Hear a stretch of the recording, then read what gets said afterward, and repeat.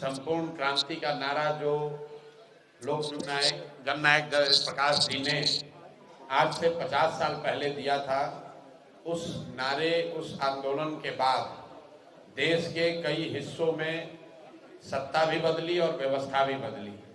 लेकिन जिस आंदोलन का जन्म यहाँ बिहार की इस धरती से हुआ था, वहाँ ना सत्ता बदला है ना व्यवस्था बदला है। वही स्थिति 30-35 साल से बनी हुई है। वही चिर परिचित चेहरे, अलग अलग दलों का झंडा और बैनर लगाकर वही लोग जीत रहे हैं। पिछले 30-35 साल से सिर्फ 1200 परिवार के लोग ही बिहार के विभिन्न चुने हुए प्रतिनिधि के तौर पर विभिन्न दलों से जीतकर शासन कर रहे हैं। और बिहार की स्थिति जो आज से 50 साल पहले थी, करीब करीब वही स्थिति अभी भी है। आपको सड़क, बिजली, नई बिल्डिंगें दिख रही होंगी, लेकिन आज से 50 साल पहले भी देश का सबसे गरीब और पिछड़ा राज्य बिहार था, और आज भी देश का सबसे गरीब और पिछड़ा राज्य बिहार ही है।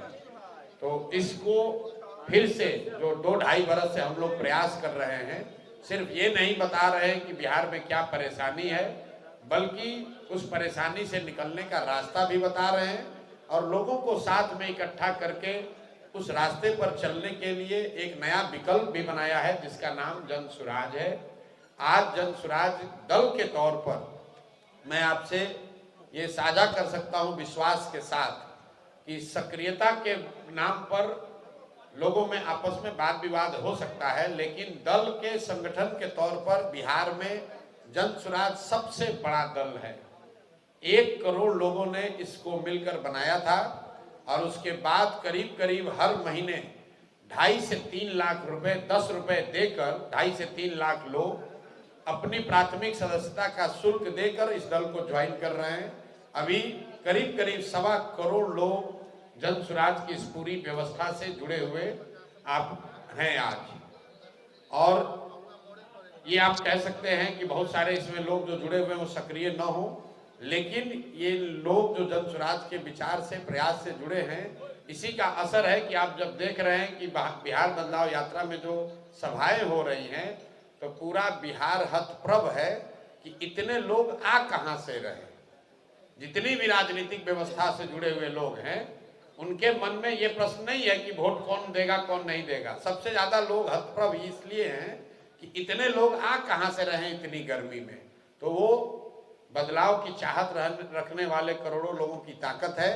और जन सुराज जैसे नए ताकत का असर कर देखिए, आज मैं बिहार के जितने भी 60 वर्ष से ज्यादा उम्र के वृद्ध लोग हैं, उनको बधाई और शुभकामना देता हूं कि जन सुराज ने पिछले 3 बरस में जो आवाज उठाई है कि इस महंगाई के जमाने में 400 रुपया भीख जो सरकार दे रही थी पेंशन के नाम पर, कम से कम अब आंख उनकी खुली है और उसको 1100 किया है। तो बिहार के सारे वो लोग, वृद्धजन, दिव्यांग, विधवा, जिनको 400 रुपया मिलता था उनको 1100 मिलेगा। लेकिन मैं आपके माध्यम से बिहार की जनता को बताना चाह रहा हूं कि आपके बदहाली का, परेशानी का जो जन सुराज ने वादा किया है, दौर खत्म होने वाला है। ये जो पेंशन अभी बढ़कर 1100 हुआ है, ये छठ के बाद 2000 हो जाएगा। और सिर्फ पेंशन की बात नहीं है, ये लोकतंत्र की ताकत है। जैसे ही विकल्प सामने दिखेगा तो निश्चित तौर पर सभी दलों को कुछ ना कुछ काम करना पड़ेगा। सरकार पर दबाव है कि अगर काम नहीं करोगे तो जनता तीसरे किसी विकल्प को चुन लेगी।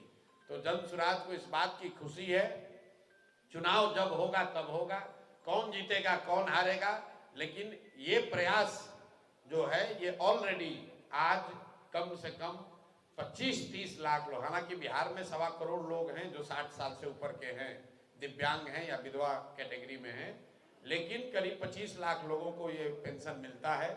तो उन 25 लाख लोगों के लिए खुशी की बात है कि समाज में सबसे कमजोर और जो गरीब लोग हैं उनको 400 के बजाय कम से कम 1100 मिलने लगेगा। और जन सुराज में हम सब के द्वारा पिछले 2-3 साल में किए गए प्रयास का ये एक सुखद परिणाम है, और ऐसे कई परिणाम आपको सामने दिखेंगे। अब आपका जो सवाल है, आप सवाल कर सकते हैं। बहुत बहुत धन्यवाद।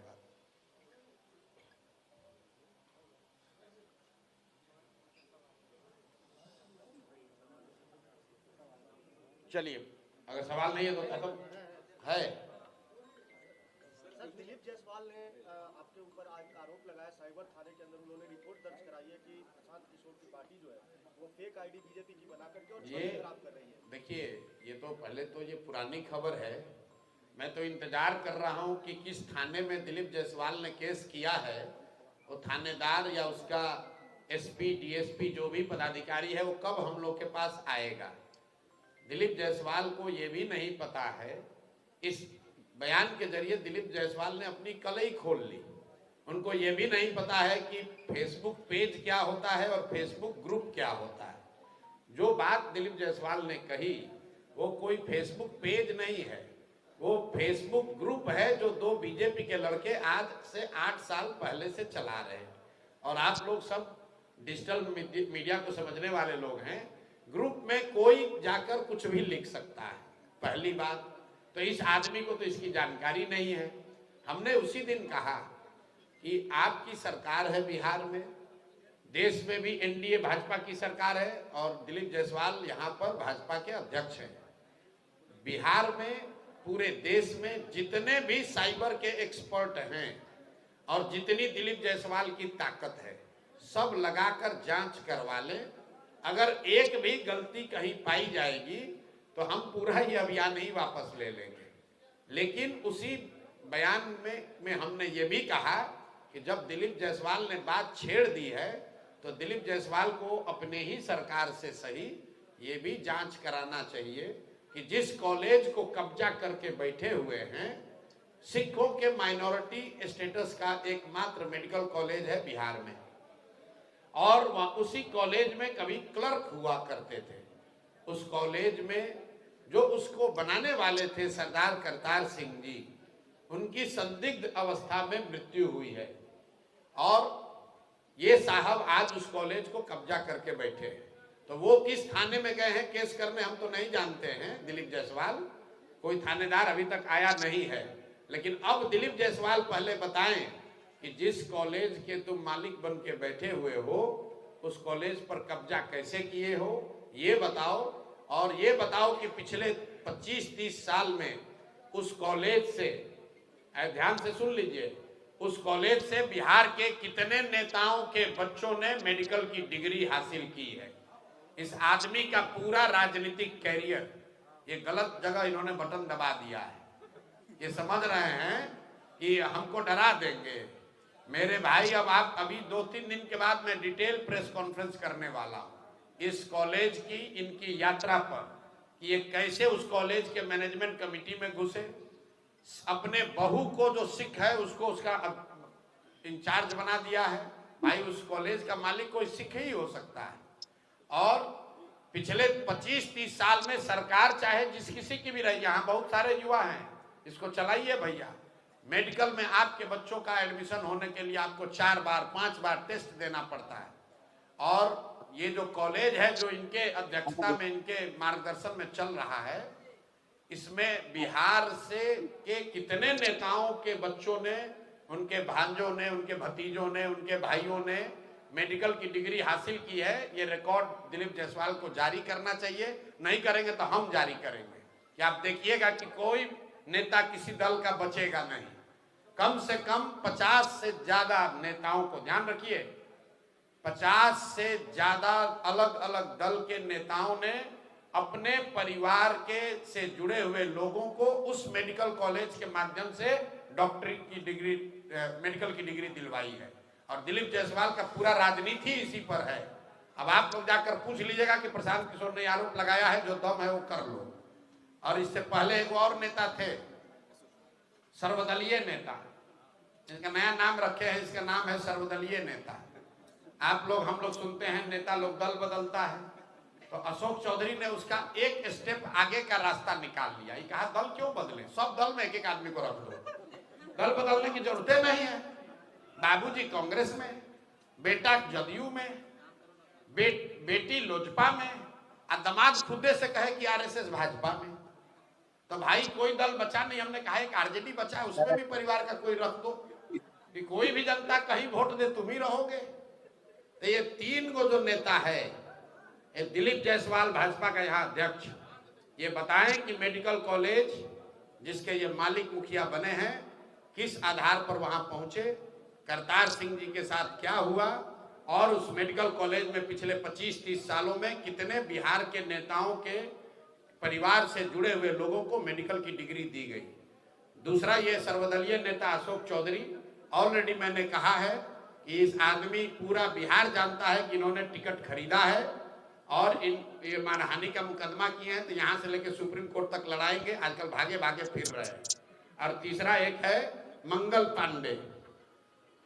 पांडे जिनके कालखंड में पूरे बिहार में स्वास्थ्य व्यवस्था में खाली अमंगल ही हो रहा है। कोविड के बोला कि हमारा मंगल काल चल रहा है, हम बोल मंगल काल उसका खुद का चल रहा है, पूरे बिहार के लोगों का अमंगल काल चल रहा है। कोविड के जमाने में क्यों बोल रहे हैं समझ लीजिए, तीनों को क्यों चिन्हित किया है। ये दिलीप जायसवाल अभी राजस्व मंत्री थे, ये जो जितना लैंड का डिजिटाइजेशन हुआ है, सीओ बीडीओ के ऑफिस में जो भ्रष्टाचार फैला है, ये पैसा कौन ले रहा है भाई? सब आदमी कह रहा है बिहार में बहुत भ्रष्टाचार है, तो पैसा जा कहाँ रहा है? ये पैसा जा रहा है नीतीश कुमार के उगाही मंत्रियों के पास। ये 3, 4, 5 जो मंत्री है, यही सब लूट रहा है अफसरों के जरिए, व्यवस्था के जरिए। और प्रशांत किशोर जनसुराज इन लोगों से डरने वाले नहीं है। केस करना है केस करो, आके मैदान में चुनाव लड़ना है चुनाव लड़ो, कोई डरने की बात नहीं है। इनके मुखिया पर नीतीश कुमार को के बारे में मैंने कहा है कि भाई ये आदमी मानसिक तौर पर अस्वस्थ हो गए हैं, इससे बड़ा तो कोई मानहानि नहीं होगा। हम कह रहे हैं कि मानसिक तौर पर आप स्वस्थ नहीं है, भैया आपको तो पहले जाकर हम पर मानहानि करना चाहिए, केस करना चाहिए कि प्रशांत किशोर गलत बोल रहे हैं, नीतीश कुमार मानसिक तौर पर स्वस्थ है, प्रशांत किशोर गलत इल्जाम लगा रहे हैं। हम आपको कह रहे हैं कि बिल्कुल दावे के साथ कह रहे हैं कि नीतीश कुमार मानसिक तौर पर स्वस्थ नहीं है। अगर हम बात गलत कह रहे हैं तो किसी मेडिकल बोर्ड को बैठाकर जांच करा लीजिए, अगर उससे भी नहीं भरोसा है तो थाने में केस कर दो, उससे भी नहीं भरोसा है तो जाकर कोर्ट में केस कर दो। हम डरने वाले नहीं हैं, सही बात सत्य को कोई डरने की जरूरत नहीं है। इनका पोल खुलने ही वाला है और जनता रोज देख रही है। इन लोग का आखिरी समय आ गया है राजनीतिक तौर पर, अब इनका किनारा करने का टाइम हो गया है। देखा होगा एक रैली होता था तो 10 दिन तक पूरे राज्य में चर्चा का वो विषय रहता था कि मोदी जी ने क्या कहा, कौन सी बात कही, उसका क्या परिणाम होगा। अब मोदी जी आते हैं, बोलकर चले जाते हैं, एक दिन के बाद कोई उसको ध्यान भी नहीं देता है। कल पूरे उनके भाषण में उन्होंने एक भी ऐसी बात नहीं कही जिसके बारे में बिहार के लोग सुने, समझे या चर्चा करें। पहली बात जो बात हम लोग कह रहे हैं, ये पिछले 3 बार से जो मोदी जी आ रहे हैं, ये सरकारी तंत्र का उपयोग करके गरीब जनता का पैसा लेकर, आप बताइए आंगनवाड़ी वर्कर को, टीचर को, आप लोगों ने वीडियो देखा है, सबको जबरदस्ती बैठा के ले जाकर वहां आपने जमा कर दिया। चलिए प्रधानमंत्री आप कर सकते हैं, मधुबनी में आपने पूरे बिहार के पंचायती राज से लोगों को जुटा लिया, लेकिन जुटाने के बाद आपने कहा क्या मोदी जी ने बिहार में पलायन रोकने पर एक भी शब्द कुछ कहा? क्या मोदी जी ने बिहार की बिगड़ती हुई शिक्षा व्यवस्था के बारे में कुछ कहा? क्या मोदी जी ने बिहार में भ्रष्टाचार के बारे में कुछ कहा? क्या मोदी जी ने ये कहा कि कब बिहार के बच्चों को गुजरात नहीं जाना पड़ेगा रोजी रोजगार के लिए? मोदी जी तो वही बात कह रहे हैं कि हमने सड़क बनवा दिया। तो मेरे भाई, सड़क बनवाकर, ये बिहार के लोगों को समझने की बात है। जैसे मैंने ट्रेन वाली बात बताई थी, आप सड़क की बात समझिए। बिहार में सड़क बनाकर कोई एहसान नहीं कर रहा। अगर आपको नॉर्थ और अगर ईस्ट और वेस्ट को आपको जोड़ना है तो बीच में बिहार है, तो बिहार हो ही के तो सड़क जाएगी भाई। अगर आपको बंगाल को दिल्ली से जोड़ना है तो बिहार होके ही तो सड़क जाएगी। बिहार को कोई एहसान थोड़े ना कर रहे हो। तो ये लोग जो कहते हैं हम सड़क बनवा दिए, अरे भाई सड़क आपने इसलिए बनवाया है कि कलकत्ता से सामान दिल्ली आराम से पहुंचे। अब कलकत्ता से दिल्ली अगर रेलवे लाइन है तो इसका मतलब थोड़ी ना कि वो बिहार को स्पेशल कुछ मिला है। जो जो रास्ते में पड़ेगा उसको फायदा होगा। तो ये हम लोग पर कोई एहसान नहीं कर रहे हैं। मोदी जी ने कहा इंजन वाली बात, तो भाई वो पहले तो फैक्ट्री उनकी दी हुई है नहीं, और हम लोग यही चाहते हैं कि बिहार के लड़कों का कंधा इतना मजबूत हो कि हम लोग अपने परिवार का गाड़ी खींच सकें, हम लोग अपने परिवार का जो बोझ है उसको उठा सकें। अफ्रीका का बोझ उठाने के लिए मोदी जी को दिल्ली में बैठाया गया है, वो अफ्रीका के लोग उठाएं, देश के लोग उठाएं। अभी हम लोग बिहार के लोग तो अपना बोझ उठाना चाहते हैं। ये चाहते हैं कि भैया हम लोग के बच्चे बाहर मजदूर बन के न जाएं। मोदी जी ने अभी तक पिछले 3 अपने दौरों में एक बार भी ये नहीं बताया कि 1,25,000 करोड़ रुपया जो उन्होंने पहले दिया था, जो उन्होंने आरा में घोषणा की थी 2015 में, उस 1,25,000 करोड़ का क्या हुआ, या पैसा मोदी जी ने भेजा कि नहीं भेजा। और अगर भेजा तो इसका मतलब है कि एनडीए की सरकार, उन्हीं के साथी लोगों ने यहां पर उसको लूट लिया, क्योंकि 1,25,000 करोड़ का कोई काम बिहार के लोगों को तो दिख नहीं रहा है।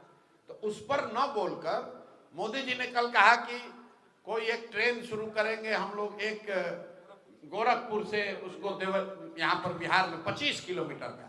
तो ये बात तो हम लोग रोज कह रहे हैं कि गुजरात जाइएगा तो 1 लाख करोड़ का बुलेट ट्रेन दीजिएगा, और हम लोग को 25 किलोमीटर का रेलवे लाइन का उद्घाटन भी नहीं है, शिलान्यास होगा कि 25 किलोमीटर रेलवे लाइन बनेगा। अब बिहार का आदमी इसी पर वोट देता रहे। महत्वपूर्ण बात यह है कि जन सुराज आज से साल भर पहले या महीने भर पहले जितने लोग जन सुराज से जुड़े थे, क्या उससे ज्यादा लोग आज जुड़े हैं कि कम जुड़े हैं?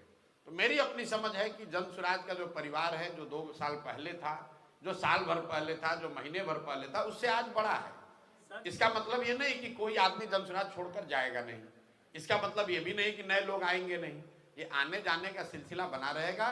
लेकिन महत्वपूर्ण यह है कि जन सुराज परिवार जिस तरह से शुरू हुआ था उससे आज सैकड़ों गुना बड़ा है। जेडीयू प्रवक्ता नीरज कुमार के द्वारा बार-बार जन सुराज के फंडिंग पर सवाल उठाते नजर आते हैं। कब तक खोलेंगे सर? 243 जो सीट है जी, उसका पिटारा कब तक? पिटारा आप देख नहीं रहे, खुल रहा है, पिटारा खुलना शुरू हो गया। आपको सपेरों को देखे ना, पिटारा शब्द तो वहीं से आया है। तो बीन बजाना शुरू करते हैं तो सांप तो नीचे ही बैठा रहता है, वो हिलना डुलना शुरू करता है, फिर उठता है। तो उसी तरह आप तो ये जो हम हर विधानसभा क्षेत्र में जा रहे हैं तो पिटारा तो खुल रहा है, लोग आना शुरू कर रहे हैं। लोग अच्छा इतने लोग हैं, नामों की घोषणा जब हो, नामों की घोषणा भी हो जाएगी। अभी सर महुआ में एक खबर चली थी कि एक प्रत्याशी आए बोले जो ये मेरा सीट कंफर्म मेरा हो गया महुआ से जी। फिर वहाँ पे फिर खबर चला कि नहीं है, कि ऐसा कुछ नहीं है। तो ऐसा तो नहीं है कि लोग संशय में ही, ऐसा है कि जो भी जन सुराज से जुड़ा हुआ है उसको बाजाप्ता लिखित में और मौखिक तौर पर कई बार उसको बताया गया है, उसको जानकारी है कि प्रत्याशियों के चयन की प्रक्रिया क्या है, ठीक है। उससे फारिग कुछ नहीं हो सकता है। और इतना तो बिहार के लोग जरूर समझते हैं 2-2.5 साल देखने समझने के बाद कि और कुछ भी हो, जन सुराज में टिकट बिक नहीं सकता है। कोई ऐसा माई का लाल नहीं है बिहार में जो जन सुराज में हम लोगों का ईमान खरीद सके। जन सुराज में मैनेजमेंट से टिकट नहीं मिलेगा, गलत टिकट हो सकता है, सही हो सकता है। हमने कैमरे पर कहा कि मेरे भाई 243 में अगर कोई गलत आदमी को टिकट दे दे, गलती से अगर पार्टी दे दे तो उसको भी वोट मत देना। बिहार में एक संकल्प लीजिए कि गलत आदमी को वोट नहीं देंगे, चाहे किसी दल का हो। अगर जन सुराज ने अच्छा आदमी दिया है और हमसे बेहतर किसी दूसरे दल ने दे दिया, हम आपको कैमरे पर कह रहे हैं उसको वोट दीजिए। बिहार जीतना चाहिए, जन सुराज जीते या ना जीते। इसलिए जो आदमी सही व्यक्ति है उसको वोट दीजिएगा, तभी सुधार होगा, वो चाहे किसी दल का हो। ये सिर्फ जन सुराज की ताकत है, वो कह सकता है, कोई दूसरा दल ये नहीं कहेगा। हम लोग कह रहे हैं कि भाई हमसे अच्छा अगर कोई खड़ा है उसको वोट दीजिए। हमारा कोई गलत है, किसी ने हमसे पूछा आप गलत काहे दीजिएगा, तो हमने आपको उसको समझाया भी कि सरकार आईएएस का परीक्षा लेती है, सिविल सर्विसेज का, लाखों बच्चों के परीक्षा 3-4 चरण के परीक्षा के बाद 100 आईएएस अफसर चुने जाते हैं। उसके बावजूद वो आईएएस अफसर भ्रष्ट हैं कि नहीं है, वो गलती करते हैं कि नहीं करते हैं। चयन की प्रक्रिया कितनी भी अच्छी हो उसमें कुछ गलतियां हो सकती हैं।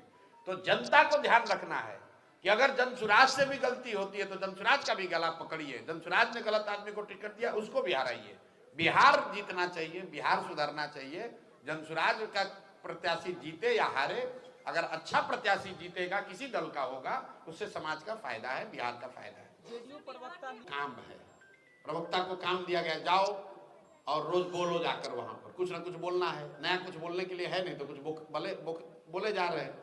सर तेजस्वी यादव की एक तरफ माई बहन योजना और एक तरफ नीतीश सरकार का 400 से 1100 कर दिया गया, क्या जनता को? मेरे भाई सबसे पहली बात तो आप ये देखिए कि जन सुराज का ना एक विधायक, ना एक सांसद, ना हम लोग अभी चुनाव लड़े, अभी दल बना, लेकिन 2500 रुपए की बात हो रही है।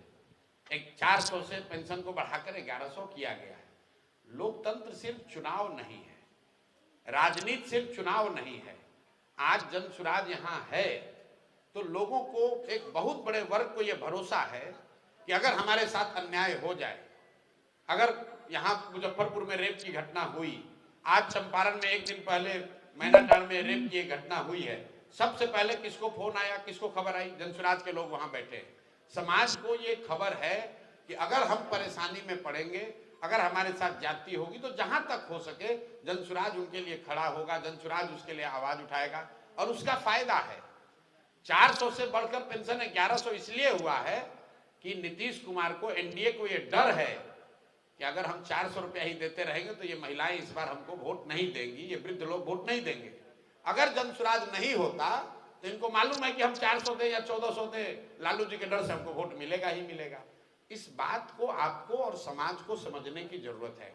लोकतंत्र मजबूत रहेगा तो दल आएंगे जाएंगे, कोई जीतेगा कोई हारेगा, लेकिन जनता उसमें जीतेगी। बिहार में जनसुराज जब नहीं था तो लोकतंत्र खत्म हो गया। 30 वर्ष से राजनीतिक बंधुआ मजदूरी चल रही है। लालू का डर दिखाओ, भाजपा नीतीश वोट पाओ, अब भाजपा का वोट दिखाओ, लालू वोट पाओ, यही योजना चल रही है। उस योजना को जनसुराज ने डिसाइसिव तरीके से तोड़ा है कि अब खाली लालू का डर दिखाकर आप वोट नहीं ले सकते हैं।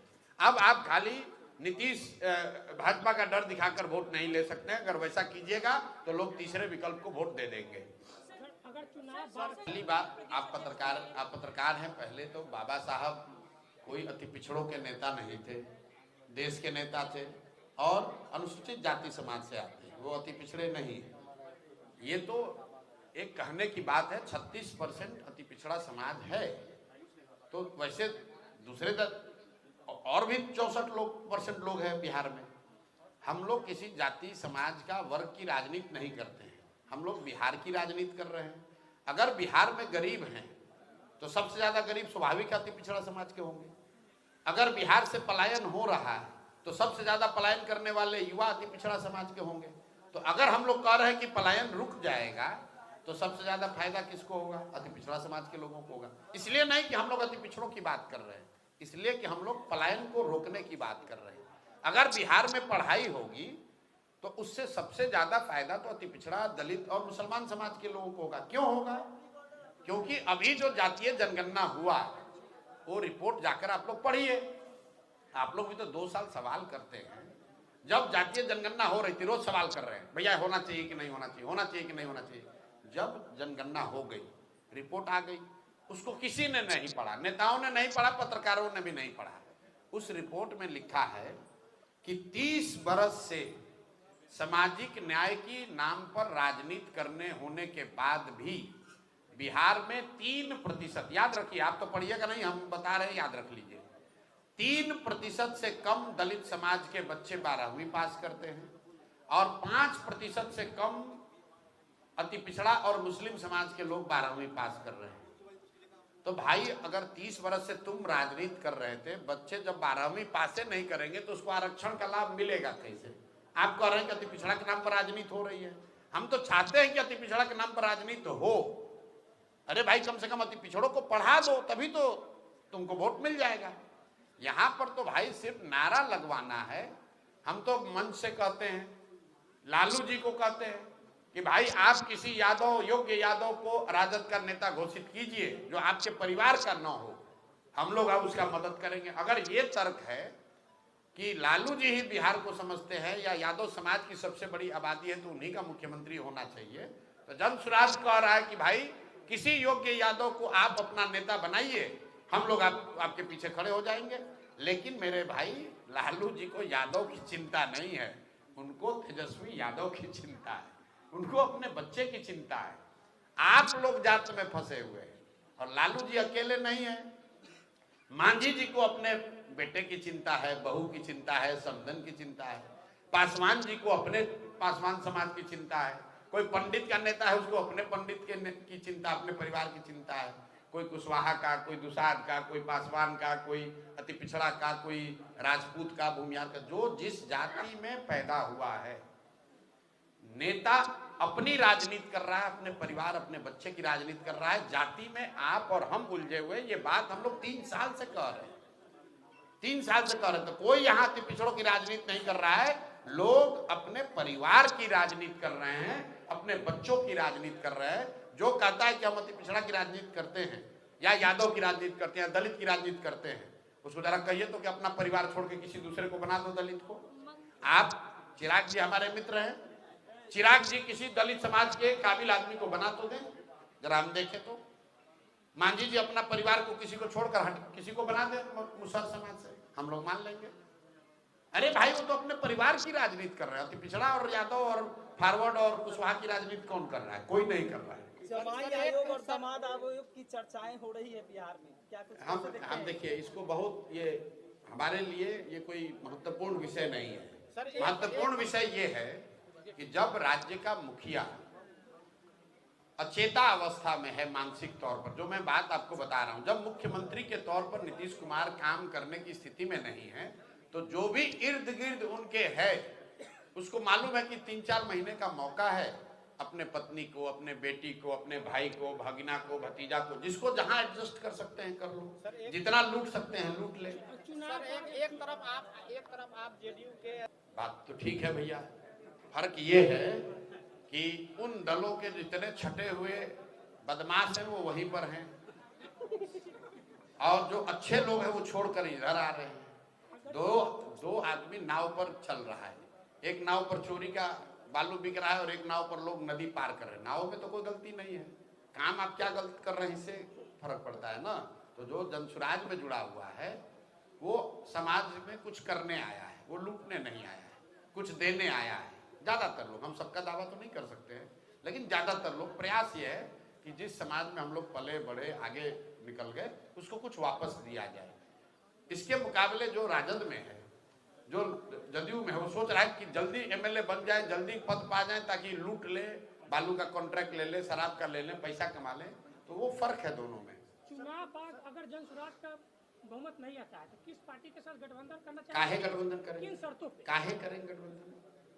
हम पहले जब बोल दिए कि आप, हमको कोई जल्दी नहीं है, आपको काहे जल्दी है? हमको मान लीजिए, हमको अभी सवाल में बताया कि अगर लालू यादव बोल दे कि अगर अपना बेटा छोड़ के किसी यादव का हो दे, बिल्कुल सपोर्ट करेंगे, बिल्कुल करेंगे। तो बुलवा दीजिए लालू जी से, आप बुलवाएंगे लालू जी से बात? अगर पूर्ण बहुमत नहीं, अरे बहुमत क्या है, हम तो कह रहे हैं कि बहुमत मेरा भी हो, जनसुराज का बहुमत है, तब भी लालू जी से पहले कहलवाइए तो आप। अरे भाई लालू जी से कहलवाओ ना यार। हम किन शर्तों पे गठबंधन करना चाहिए? हम गठबंधन कहाँ कर रहे हैं? हम नहीं आई तो अरे नहीं करते, अब विपक्ष में बैठेंगे। प्रशांत साहब, एक सवाल मेरा भी है सर। विपक्ष में बैठेंगे, अगर एक भी विधायक नहीं जीतेगा तो सड़क पर घूम रहे हैं, सड़क पर घूमते रहेंगे। सर, इनका ये कहना है कि लालू जी अगर अपने बेटे को नहीं किसी और को मुख्यमंत्री के पद घोषित करें, घोषित करें, घोषित करें ना। अरे बिल्कुल, एमएलए को नहीं, दल को समर्थन करेंगे। अभी लालू जी पहले घोषित करें कि तेजस्वी यादव नहीं, फलाना यादव, ये पढ़े लिखे व्यक्ति है, इनके पास बिहार को सुधारने का विजन है, ये राजद के कार्यकर्ता है, ये जमीन से जुड़े हुए आदमी हैं, ये आदमी अब राजद का नेतृत्व करेंगे। तो बताएं, हम लोग उनका मदद करेंगे। जगदानंद सिंह को राष्ट्रीय अध्यक्ष बनाने की बात लालू यादव ने उस दिन की है और मौनीलाल मंडल को प्रदेश अध्यक्ष बनाया गया। भैया उस पार्टी में, अब देखिए आप लोग को ज्यादा जानकारी होगा, जहां तक मैं समझता हूं लालू जी के पार्टी में वो लालू से शुरू, लालू से खत्म। जब तक लालू जी हैं तब तक लालू जी ने जो कहा वही वहां का संविधान है, वही प्रावधान है, वही होगा जो लालू जी कहेंगे। अभी 2 दिन पहले लालू जी का जो एक वीडियो आया है उसमें उन्होंने कहा भाई सब लोग मिलकर तेजस्वी यादव को हर हालत में मुख्यमंत्री बनाओ, अब बाकी जिसको जो बनना है बन जाइए। ये हम तो भाई ये जिले का प्रेस कॉन्फ्रेंस में आए, हम तो हाजीपुर विधानसभा क्षेत्र में नहीं आए। ये तो बिहार बदलाव यात्रा का हिस्सा है, जिसमें मुझे हर विधानसभा क्षेत्र में 1 बार 2 बार 3 बार जाना ही जाना है। प्रत्याशियों से कोई लेना देना नहीं है, ये कोई प्रत्याशी के मीटिंग थोड़ी ना है। सर, प्रत्याशी कुछ पहले क्लियर होंगे ताकि जनता को समझ में बिल्कुल पता, बिल्कुल। अभी कहा था कि हम 2-4 मेरे भाई आपको, आप देखिए, आपको ऑलरेडी समझ है। इन्होंने सवाल क्या पूछा कि जो प्रत्याशी हो, संभावित प्रत्याशी थे, वो नहीं दिख रहे हैं। मतलब आप जानते हैं कौन संभावित प्रत्याशी है, समाज भी जान रहा है कौन संभावित प्रत्याशी है। ये व्यवस्था जनसुराज में है, क्योंकि इसमें टेबल के अंदर पैसा लेके प्रत्याशी नहीं बनते हैं। जिसको भी प्रत्याशी बनना है, बनने की चाहत है, उसके पास ये विकल्प है। वो जाता है, अपना फोटो, बैनर, पोस्टर लगाता है। आप जैसे लोग भी उस पर टीका टिप्पणी करते हैं, समाज भी टीका टिप्पणी करता है। दल उसका आकलन करेगा कि भाई जितने संभावित प्रत्याशी हैं, जिन्होंने जनसुराज के विचार को, प्रयास को घर घर पहुंचाने में कंधा लगाया, उनमें जनता या समाज किसको पसंद कर रहा है। जिसको पसंद करेगा वो बन जाएगा प्रत्याशी। सर आप तो हमारे पत्रकार बंधुओं को भी खींच ले रहे थे, हम लोग पत्रकारिता कैसे करेंगे? कौन कहाँ खींचे? आप भी तो बिहार के समाज के नहीं भाई। बिहार के आप भी, शेर को आप खींच लेते, आप पत्रकार हैं तो आप बिहार के समाज के युवा भी हैं। आप बिहार के समाज के से जुड़े भी हैं, यहाँ के युवा भी हैं। यहाँ पढ़ाई नहीं है तो आपके बच्चे के लिए भी पढ़ाई नहीं है, अगर पलायन है तो आपके बच्चे के लिए भी पलायन है। तो पत्रकारिता के साथ साथ बिहार और बिहार की चिंता तो बनी रहनी चाहिए ना। बिहार में जातीय समीकरण मायने रखते चलिए, इस सवाल का जवाब इसी हाजीपुर में कम से कम 70 बार दे चुके हैं जी। किसकी सक्रियता नहीं दिख रही है? आरसीपी जी का। आरसीपी साहब, देखिए, दल का जो विलय है वो एक प्रक्रिया है। उसमें उनके मान लीजिए 1000 पदाधिकारी हैं, तो 1000 पदाधिकारियों का समायोजन उनकी योग्यता, उनकी पृष्ठभूमि के हिसाब से जनसुराज में किया जा रहा है, और उसका एक डेडलाइन है कि इस महीने तक उसको कर लिया जाएगा। आरसीपी साहब की जो व्यक्तिगत सक्रियता की बात है, वो अभी थोड़ा उनको एक मोच आ गया था, जिसकी वजह से 4-5 दिन वो बाहर नहीं निकल रहे थे, लेकिन हर दिन सक्रिय हम लोग से मिलते हैं, बात होती है। सर एक सवाल, एनडीटीवी का एक सवाल है। अभी आप पक्ष में भी नहीं है, विपक्ष में भी नहीं है। बिहार के लिए 2 युवा नेता हैं, तेजस्वी यादव और चिराग पासवान, दोनों में से किसको अच्छा मानते हैं? जिसको जनता चुन ले वही अच्छा है। आपके नजर में? जब हमारी नजर में तो जनसुराज का युवा अच्छा है। हम तो रोज कह रहे हैं कि भाई, हम तो जाके देखिए मन से हम क्या कहते हैं कि भाई सब लोग जिसको जिसको तेजस्वी लालू चाहिए हाथ उठाओ, कहता अभियान नहीं चाहिए। हम भाषण नहीं देते। आप जाके देखिए, अभी मेरी सभा में चलिएगा, हम ओपन पूछेंगे कि भाई जितने जितने लोगों ने मोदी जी को वोट दिया है, ये बताइए कि मोदी जी ने पिछले 15 साल में फैक्ट्री बिहार में लगाया है कि गुजरात में लगाया है? तो लोग खुद कहते हैं ना भैया गुजरात में लगाया है। तो हम यही बोलते हैं भाई देख लो, एक बार वोट और दोगे तो गुजरात में फैक्ट्री चाहिए कि बिहार में चाहिए, तुम तय कर लो।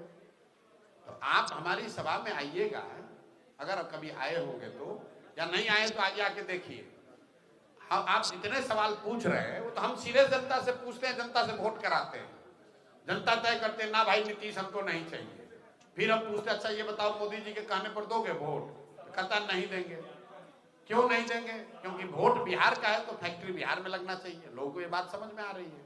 फिर पूछते अच्छा चलो नीतीश और मोदी को नहीं दोगे, लालू जी को दोगे? तो कहता ना भैया वो तो नहीं चाहिए, अपहरण राज और रंगदारी वाला राज नहीं चाहिए। तो लोग तो बता रहे हैं। तो चिराग पासवान तो एनडीए के में समाहित है ना। नदी तो गंगा ही है ना, उसमें कितना नदी, कहीं सोन मिला कहीं कोसी मिला, लेकिन नदी तो गंगा है। तो एनडीए की गंगा तो भाजपा है ना, सबसे बड़ा दल भाजपा है। अब जो दूसरे साइड में यूपीए का गठबंधन है, उसमें तो गंगा आरजेडी में हो गई, बड़ी नदी। हम गंगा कर तुरंत पलट के चलाएगा। प्रशांत किशोर ने आरजेडी को गंगा कहा, गंगा नहीं कह रहे हैं।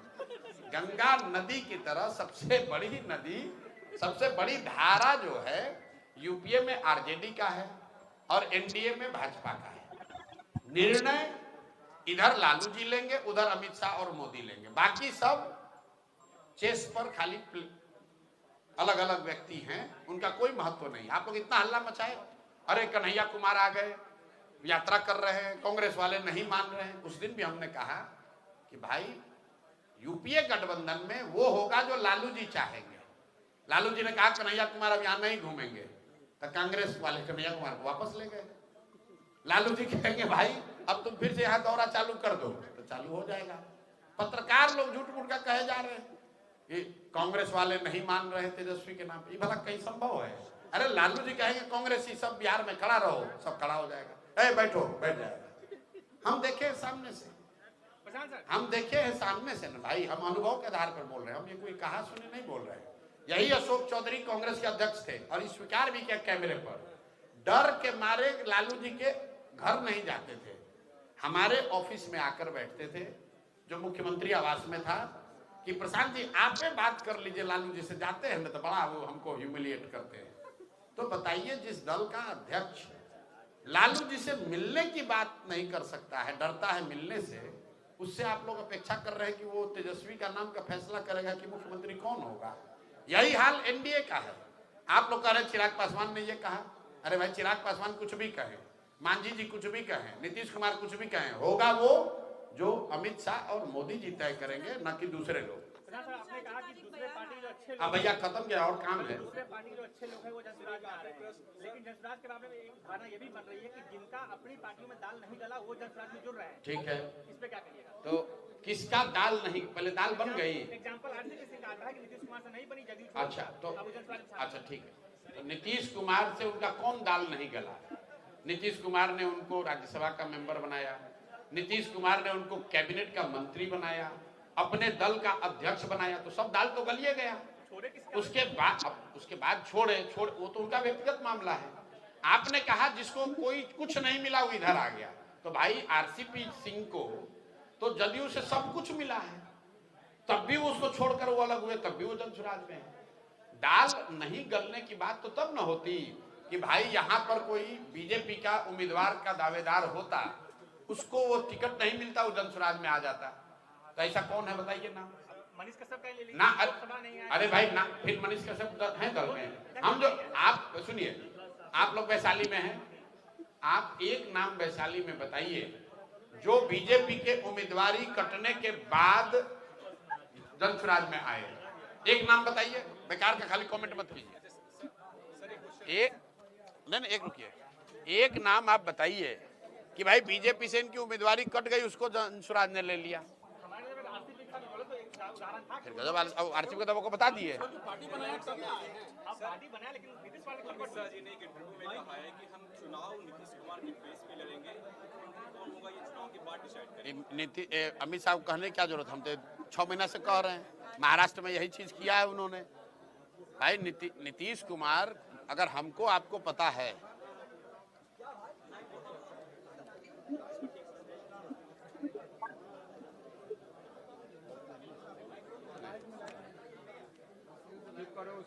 ऑन हो जाएगा। ये बात मैं पिछले 6 महीने से कह रहा हूं कि एनडीए से मुख्यमंत्री का चेहरा कौन होगा ये सिर्फ 2 व्यक्ति जानते हैं, मोदी जी जानते हैं, अमित शाह जानते हैं, और उन्होंने अभी तक ये नहीं कहा है कि नीतीश कुमार ही होंगे।